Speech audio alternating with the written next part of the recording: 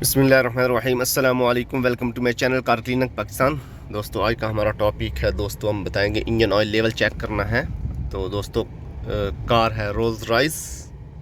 तो दोस्तों इसका जो डिस्प्ले से इंजन ऑयल लेवल चेक करना है कि इसमें ऑयल कितना है, इसका ऑयल चेंज किया है।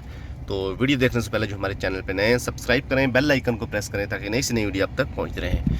यह है दोस्तों डिस्प्ले इसका, ठीक है। तो ये दोस्तों इसके बटन है, ठीक है। ये तो दोस्तों डिस्प्ले से, ठीक है, लाइट कम है थोड़ी सी। ये दोस्तों आपने इस सेटिंग पे आना है, व्हीकल इंफॉर्मेशन पे आना है, इसको ओके करना है, ठीक है। इसके बाद दोस्तों आपने ये आखिर लास्ट पे आना है, व्हीकल स्टेटस आखिर पे, ठीक है। इसको क्लिक करने के बाद दोस्तों आपने ये ऑप्शन है 1 2 3 4 5, आपने ये 3 नंबर पे आना है, ठीक है।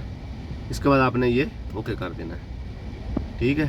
थोड़ी देर बाद दोस्तों ये पता चल जाएगा कि ये इसका जो ऑयल है तो बताएगा ये निशान है, ठीक है। अभी वेट करना पड़ेगा।